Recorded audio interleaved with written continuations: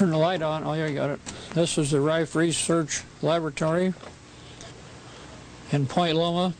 This is Rife, the research scientist of this laboratory. Here are views of the Rife Research Laboratory at Point Loma, California. This is narrated by John Crane, the principal scientist in this laboratory was Royal R. Rife, R-I-F-E, who had worked in research on cancer and many other diseases from 1920 to 1942.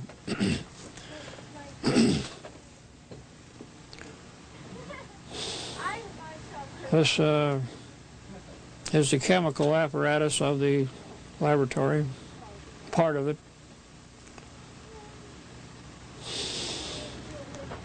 The cultures are in this cabinet, which had to be protected from the radiation of the electromagnetic energy developed by Rife's ray tube instruments. There were many sterilizers in the laboratory, one being 15 feet long for the sterilization of glassware and other research items. These are hot water steam heaters. There was a complete machine shop in the laboratory for tool work, making microscopes, and providing any of the facilities needed for the research.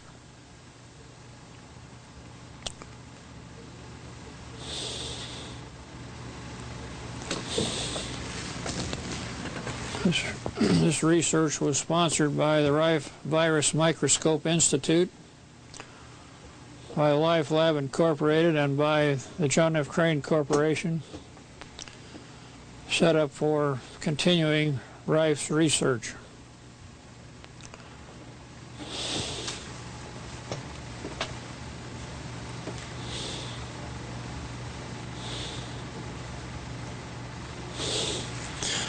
Every room was completed in itself. Nothing was taken from one room to another.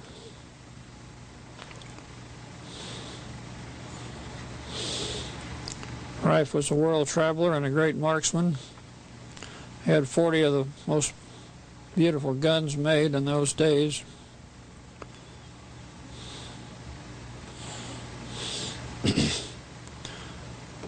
This is Rife's office, his desk.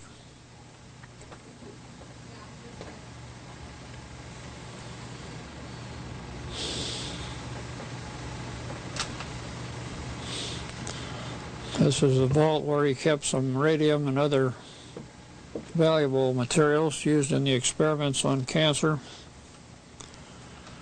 Rife had about 1,000 albino rats in the basement, which he used to grow tumors from a virus he isolated, a cancer virus, which was isolated and injected into the rats. These are steam sterilizers in a sterilization room.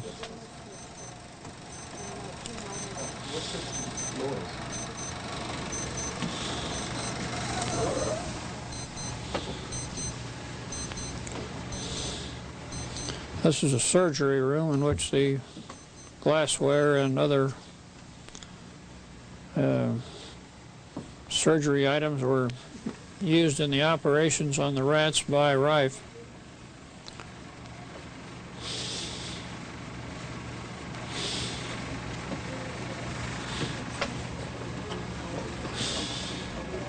This is the main surgery table where the rats were, or the other animals were operated on. These are pictures of the surgical instruments used by Rife.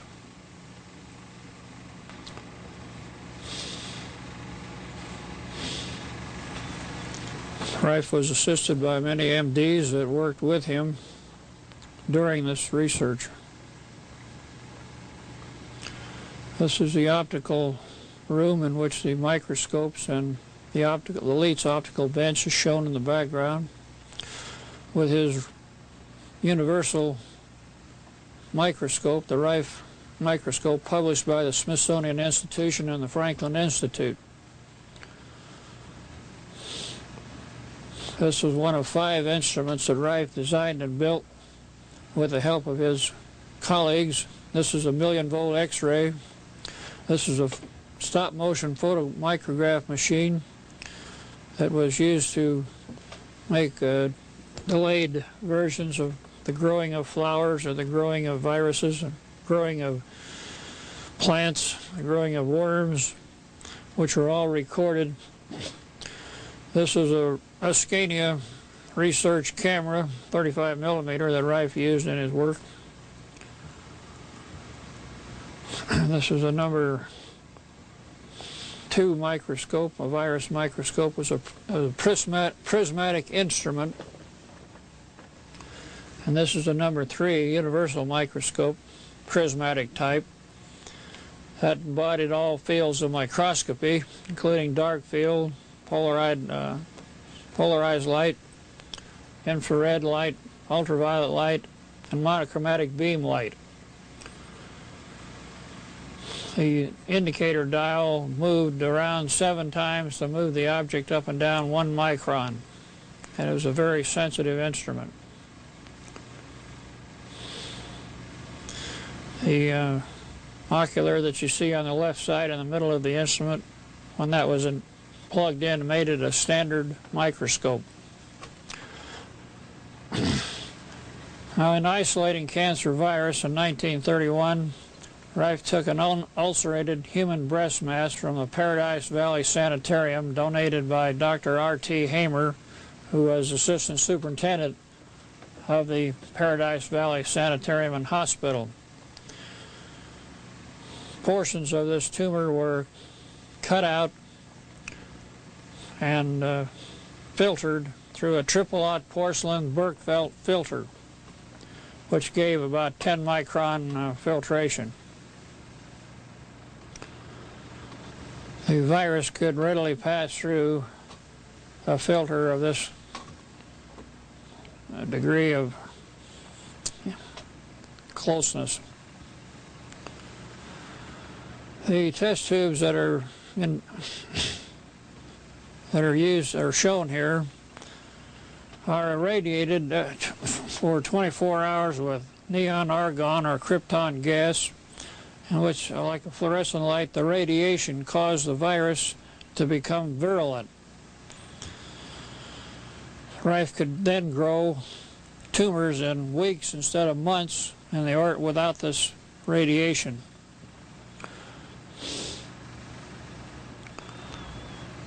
The test tubes were placed in a 2-inch water vacuum and irradiated for 24 hours as they progressed up the test tube holder.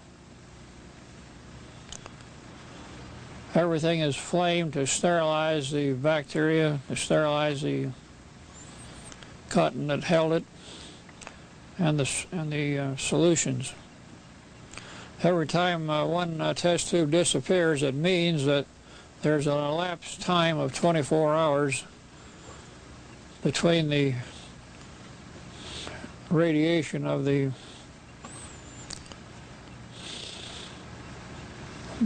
lights.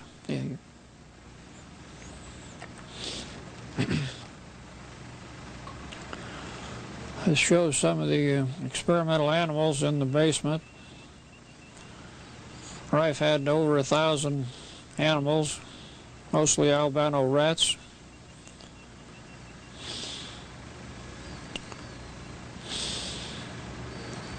The rats were injected with a very tiny needle from the virus that he had filtered and isolated, and the tumors would be allowed to grow to be 2 or 3 grams heavier than the rat. These are some of the rats that you see now.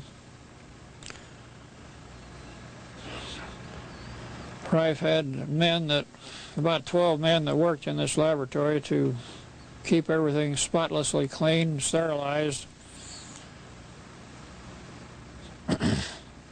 The next picture shows the injecting of the cancer virus in the rat. the mammary gland was used of the rat because it came out of the mammary gland of a human breast mass. The rat was given a partial anesthesia to avoid the shock of the needle, and the virus was injected in the rat.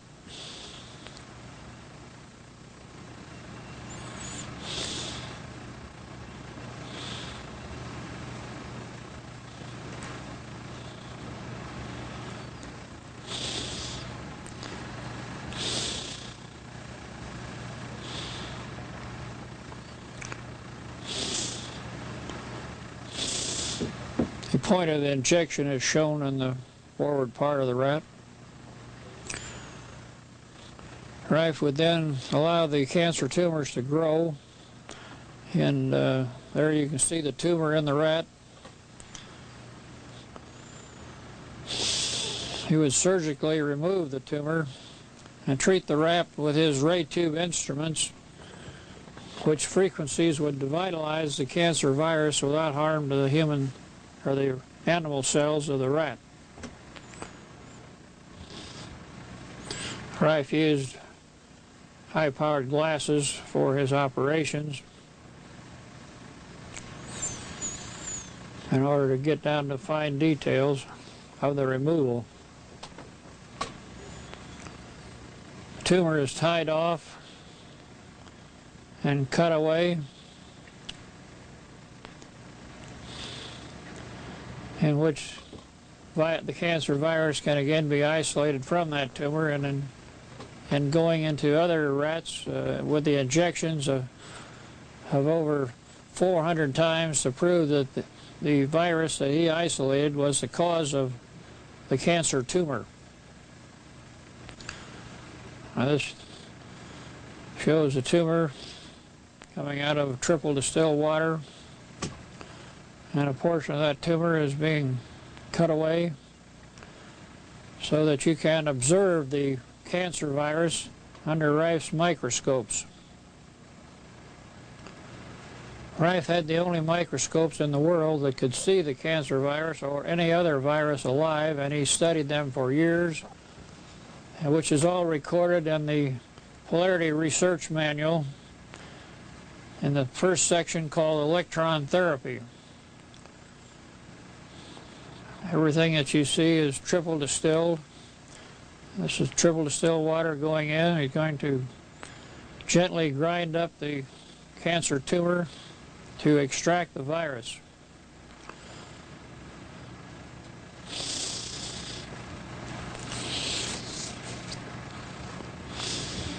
This is a Berkfeld filter, porcelain filter, similar to Dresden china, unglazed. The liquid material is poured into the test tube, and a drop is removed from that liquid, which Rife will shortly place on a slide which has been sterilized with flame.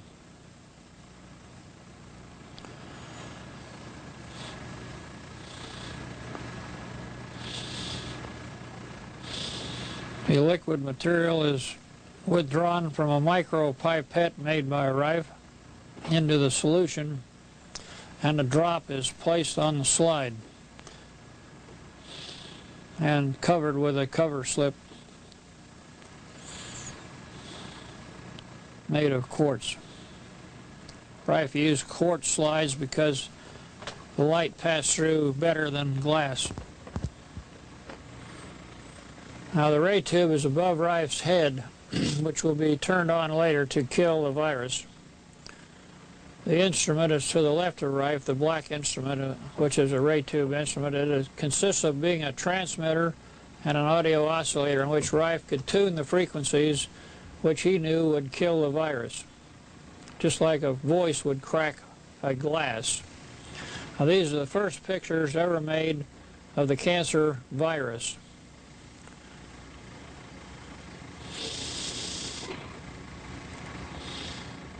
These cancer materials were motile, streamlined shapes like a fish, which Rife said would travel at speeds of 400 miles per hour if the comparable distance were measured in an ordinary air. This is an air bubble coming in from the right-hand side of the slide because the slide was not sealed.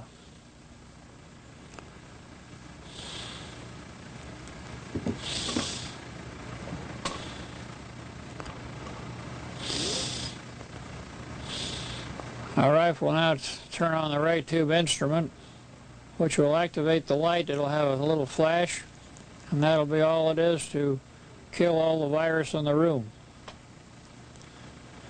It's just on for a few seconds.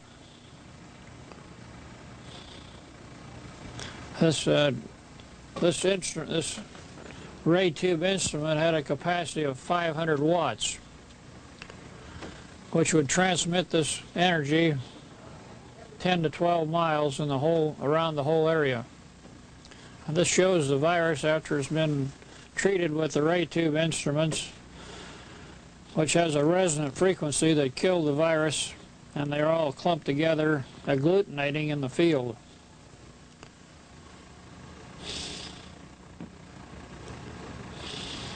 This shows the ray colors, not the colors, but the ray emanations. You'll see the colors pretty soon.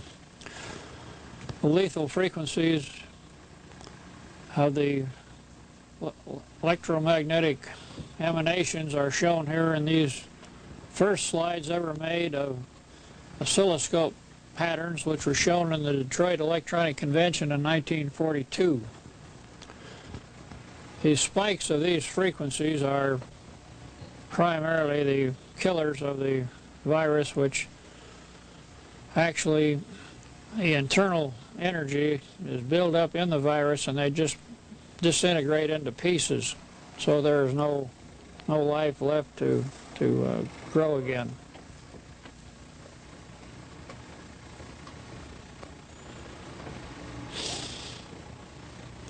The various frequencies that can be generated by an audio oscillator are put on a carrier wave in the diathermy range, which range from 13 million cycles per second up to 42 million cycles per second.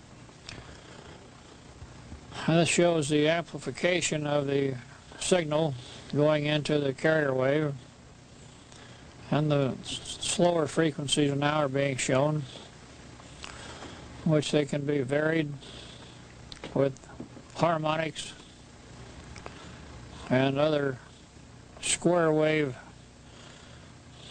waveforms that were later found to be much more effective than sine wave or triangular wave or other waveforms that have been tried for years. This is an Abrams oscillator, a deadbeat oscillator that generated the frequencies which you see here for the spikes coming up to kill the cancer virus or any other virus. Worms were also devitalized up to 10 feet long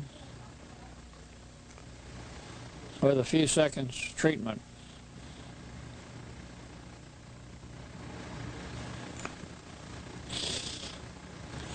Rife tested Abrams' deadbeat oscillator and found that it worked also, in addition to his own electromagnetic energy systems.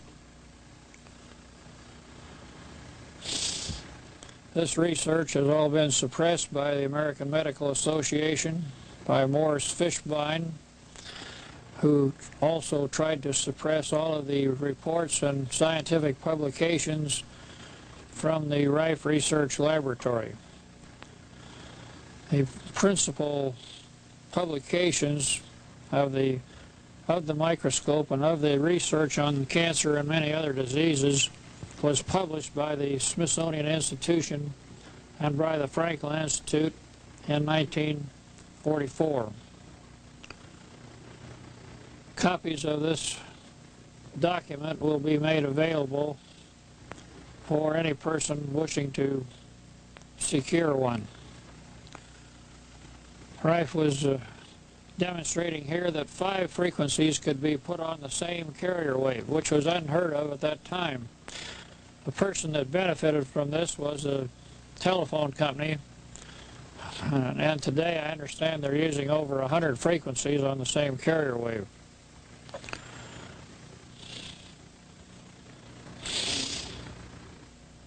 This work was in conjunction with Coolidge of General Electric, who furnished the ray tubes. This is a picture of the interior of the laboratory of John F. Crane in San Diego. Years later, in which the instruments were set up again to do further research from 1950 to the present time.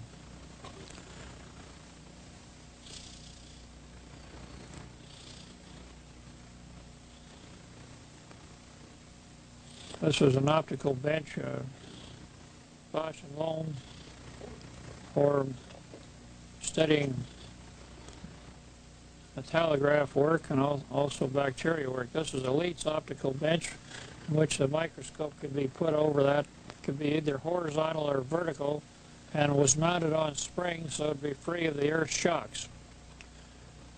This is a petrographical micropolariscope used by Rife for chemical analysis and for observation of the bacteria and virus, which was transmitted up through the 40-inch bellows of the Leitz optical bench so that photomicrographs could be made of the bacteria and other entities.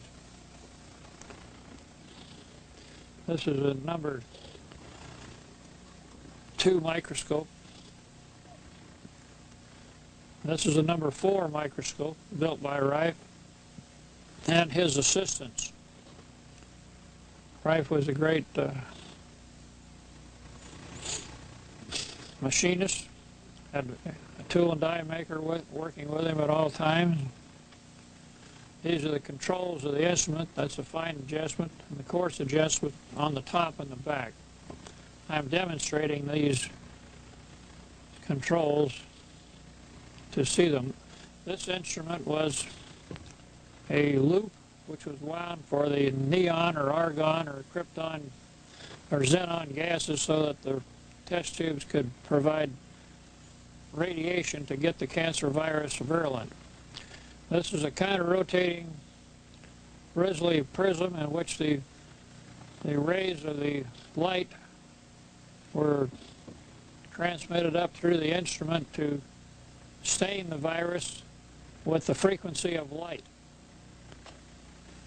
Now, this is a view of the close-up view of the Rife universal microscope, showing the dark field illuminator on the right side, which swung down into position for dark field illumination of syphilis bacteria and other dark field bacteria.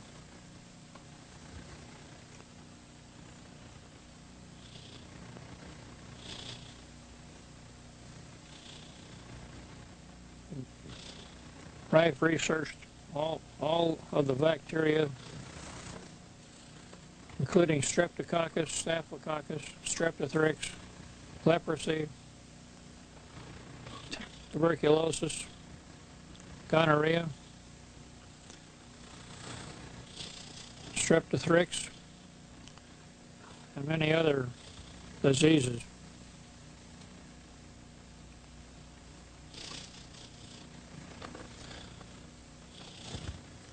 The microscope was also used for measuring the angles of crystals in crystallography. As you can see, it can be rotated through 3 planes, and the slide can be moved back and forth, up and down, in and out, and whatever angle that needed to be measured could be measured with a protractor indicator on the back of the microscope at the top, which was also coordinated with the angles of the movements that you just saw. The lights underneath the base of the microscope could be moved back and forth to use different types of light, such as infrared, ultraviolet, monochromatic beam light, and any other light that was desired.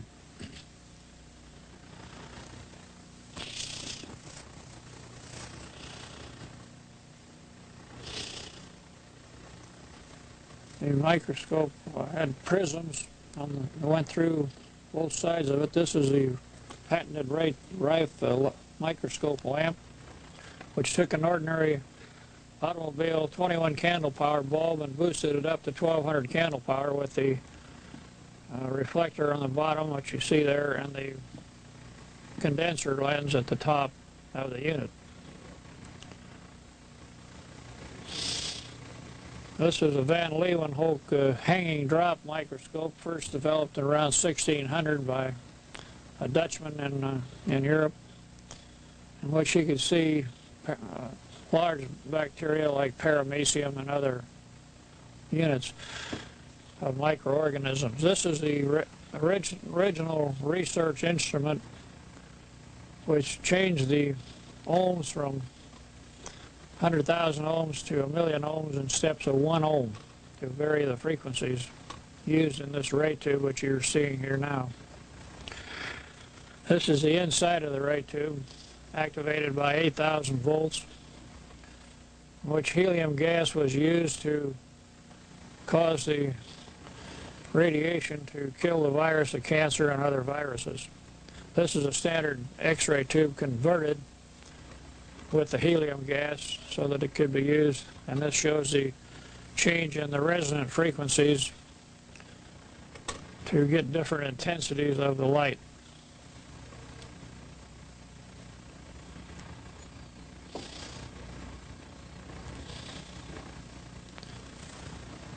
Now we're going back to the original photomicrograph of the cancer virus, and then the new one that I patented, that I copyrighted in 1955 it was.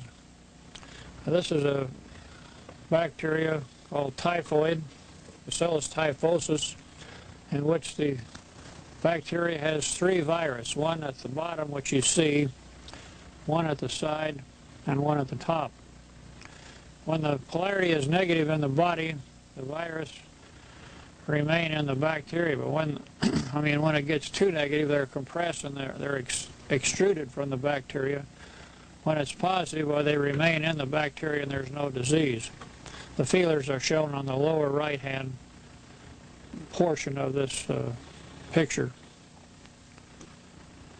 That's done with a stain that Rife developed to show the feelers. This was a dinner meeting at Dr. Milbank Johnson, MD's home in Pasadena, honoring Rife and Dr. Arthur I. Kendall of Northwestern University Medical School. And this is the 40 doctors that attended that dinner. And they had Dr. Rufus von Kleinsmith, president of USC, was there. And his university was used to sponsor the clinic in 1934, which cured 16 hopeless cancer cases. These pictures were taken after Rife passed away in 1972, showing the universal microscope again. Lower portion of it. That's one of the 6 ray tube instruments that were built by Allied Industries, which I owned. Instruments were built by Kennedy of San Francisco in 1920. This microscope I designed and built for projection of the viruses, bacteria, and worms, and so on a slide 10 feet away. It also has a front screen, which you can see the rule gratings being projected on the front screen.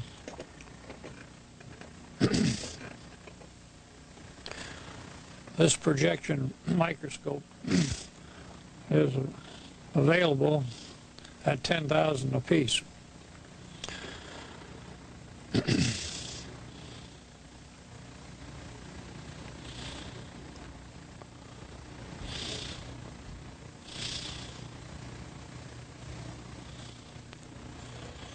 One of these instruments is used in the Los Angeles area now in research.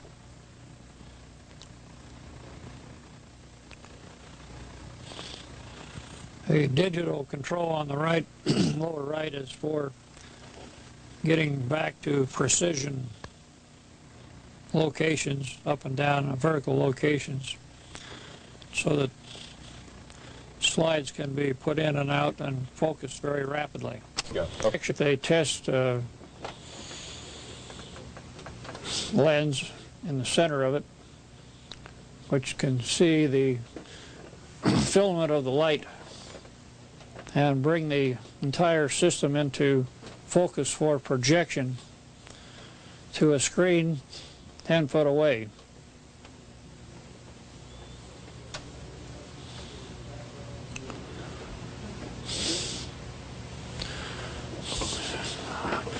This is a patent drawing, which is upside down, of the microscope, one of the first projection microscopes built, which shows the various optical projection systems.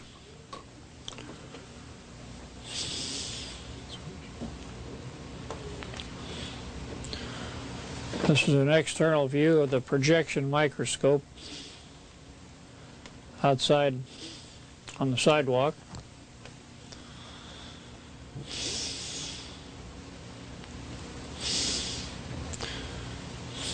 This is a patent drawing of the projection microscope showing the grizzly prism to the left side, which can focus in the different colors of light, so that the viruses can be stained in their own characteristic chemical resonant colors. The internal view of the microscope and the patented Rife lamp below is shown to bring the system up to the top where a movie camera or a other projection system can be used to enlarge the images up to 200,000 times. The eyepiece shown there can be looking into the image and also see it, or it can be seen on a ground glass which covers the top of the instrument, which eliminates empty magnification. This means that everything that's projected up can be seen on the view plate.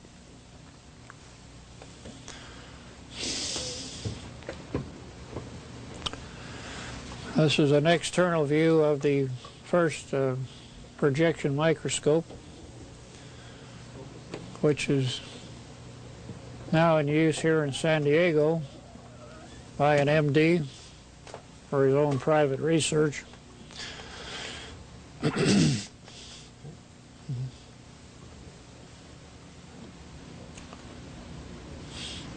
This is a front view of the instrument showing the dial on the left-hand side, which operates two twin jack screws that move the microscope up and down to bring the object into focus.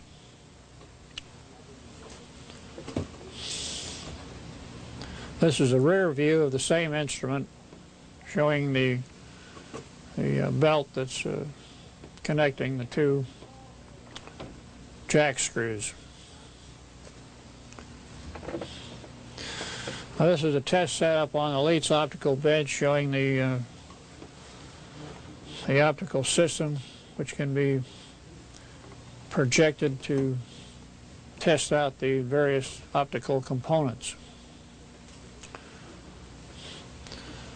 And this is another external view of the projection microscope with a 6-inch barrel, which has locations at the top of the barrel for 3 eyepieces or a camera, which can be inserted, and the images reviewed or seen.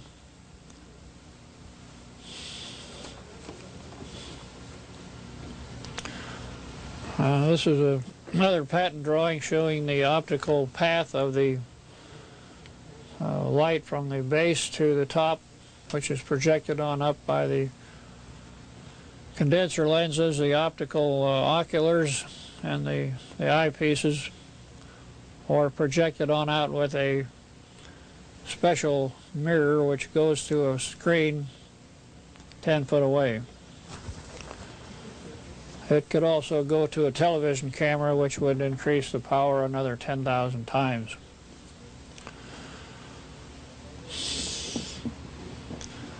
This is a picture again of the Rife research virus microscope to see the cancer virus, TB virus, and many other viruses which Rife recorded in my book called Electron Therapy, which is available for sale in the Polarity Research Manual.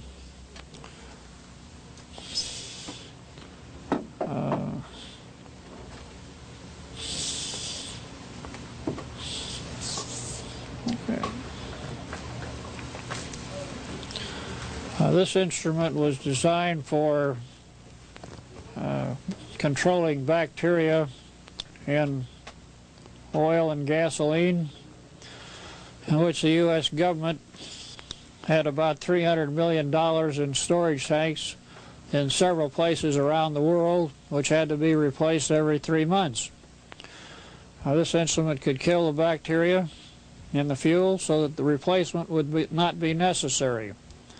President Nixon reviewed this system and decided for the oil companies that there would never be anything like this ever allowed to be used, so that the citizens of this United States could keep on paying $300 million every quarter. And further details of this will be shown in this next slide, which shows a screen, a stainless steel screen inside of a plastic tube, in which the electrodes were placed in the screen, one in the center of it and one on the outside of it, so that anything passing through that area would be devitalized. Now this instrument could go up to 100 volts, but only 4 or 5 volts was necessary. The fluid that came from the storage tanks was pumped through this devitalizer and on back into the storage tanks again.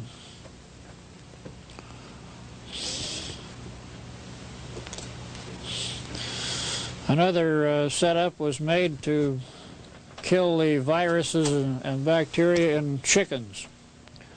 This was made for the U.S. Department of Agriculture. Secretary Butts was the principal secretary at the time, and his research lab was over in Marchfield near Riverside, California. And this system was set up to be used inside the chicken cages. They just slid in, and the wires that you see were made of aluminum.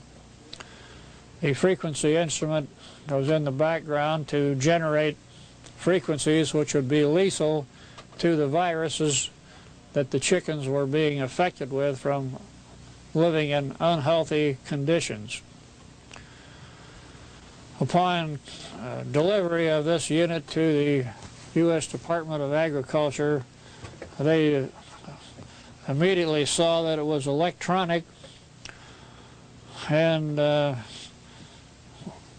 after being apprised of that fact, they refused to allow any research to be done because they were working with drugs only on instructions from Secretary Butts, and all of this work in preparing this experiment was in vain by John Crane. The chickens were destroyed at the rate of about 25,000 a month because of this virus condition. So that's it. All right.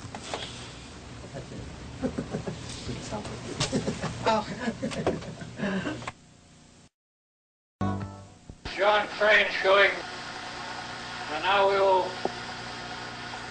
increase this VCR tape to where the bacteria goes disintegrating. You go full speed.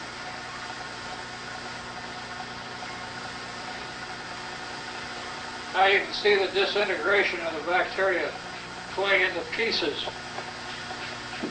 This is killing bacteria without harm to the human cell, without drugs. It's much more efficient to kill the bacteria this way than it is to pollute the whole body with drugs.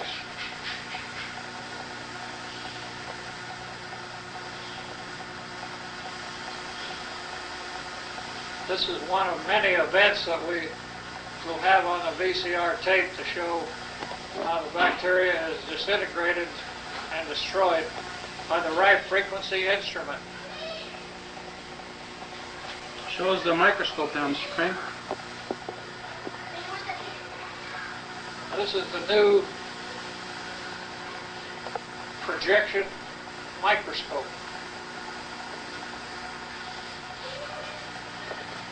which will be marketed right now from here on out. This has the control of the illumination, the television camera over it, and the television monitor showing the bacteria before they are disintegrated and afterwards.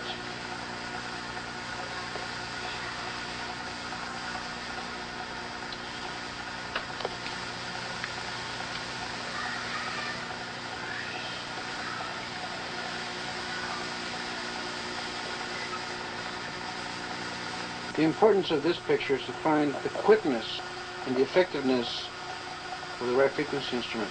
It's only split seconds. The organism is paralyzed and starts disintegrating.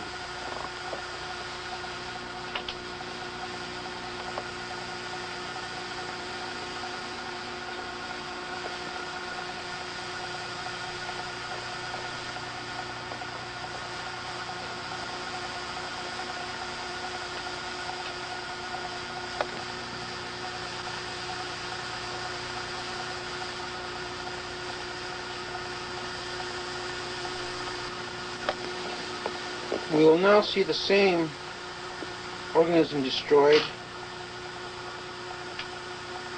See the rapidness of the frequency? It's immediately paralyzed and it starts disintegrating from within. Now the frequencies have to be particular to that particular organism. The other ones are just swimming around and acting like nothing's happening. But to that particular organism, it just disintegrates it completely. And I don't think it's going to get up and walk away, I guarantee it. Very precise, exact.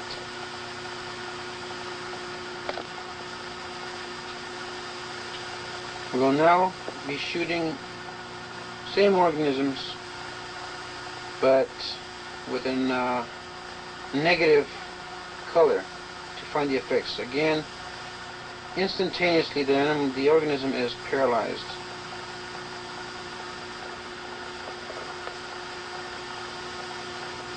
And then again, just disintegrates.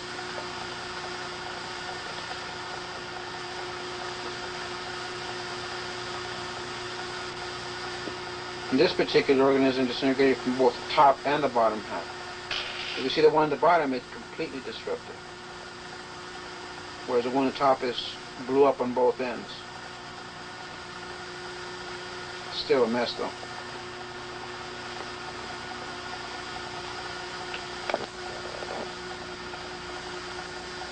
Again, sometimes the organisms are destroyed so fast it's very hard to catch them alive and then destroy them. And again, the ones around not like the big paramecium. They will be destroyed in a later film.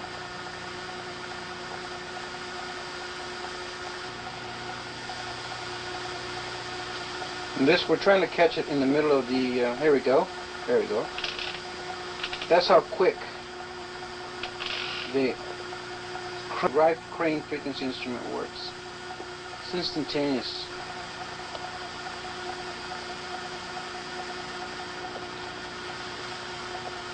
I keep stressing the fact that this is a crane Rife instrument.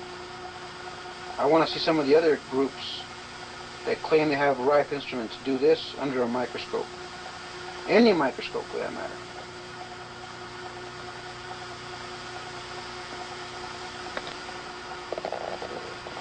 In this particular shooting, we're not giving the exact correct frequency, but we're going up and down the ladder of the frequencies to come to the correct frequency to destroy it.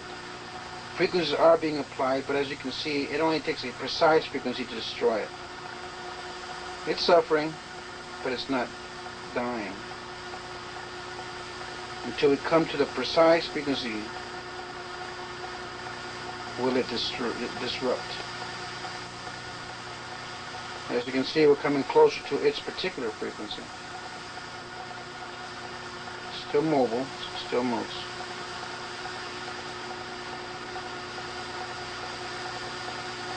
I think we're kind of, that's about it, yeah.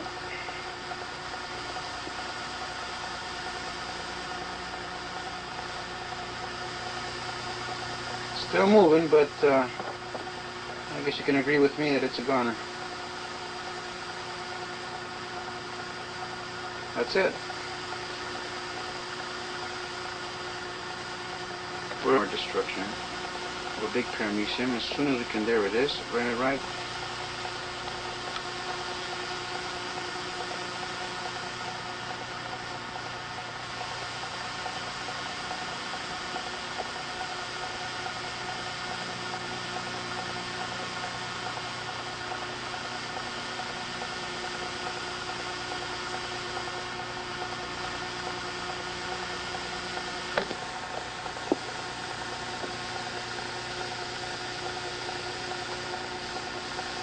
A lot of people that watch paramecium being destroyed always ask, kill the small ones. Why don't you kill the small ones? So what we're going to do in this shot, we're going to kill the small ones for you with a different type of frequency. Each individual organism carries its own particular frequency for its particular destruction. As you see, they're agonizing already. Some of them are already paralyzed while the other ones are still struggling to get out of the way.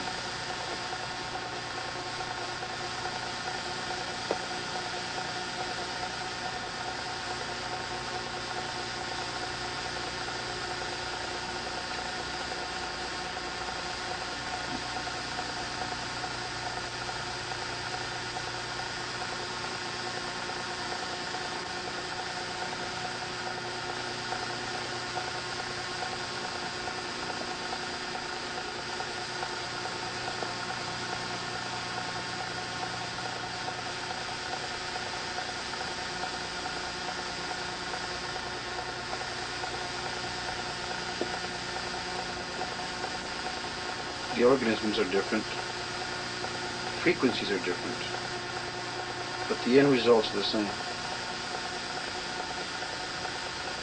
First they become paralyzed, and then they disintegrate.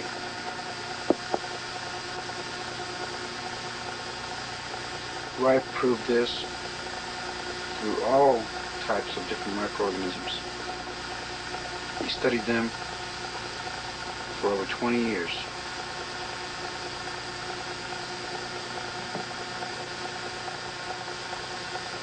The only man that has ever worked along Rife and that is still alive, of course, is John Francis Crane.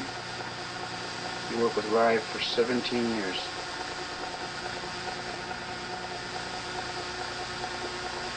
The reason I say this, a lot of people out there are boasting about how they have Rife frequency machines. They knew a friend of a friend who knew Rife, and so forth and so on. Crane worked with Rife for 17 years. And as you can see, he knew something about what was going on back then. As you notice, most of the organisms are now disintegrated.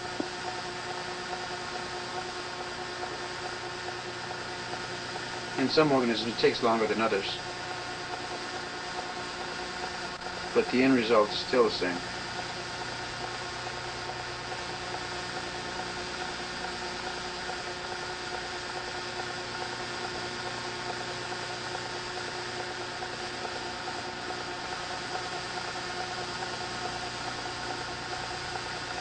So the next time you have somebody come up to you and say, I have a Rife frequency machine, I have the Rife frequency machine, ask them, show me some pictures of work you do under the microscope. I want to see it. After he turns a couple of different colors, then say thanks but no thanks. I'm sticking with Mr. Crane.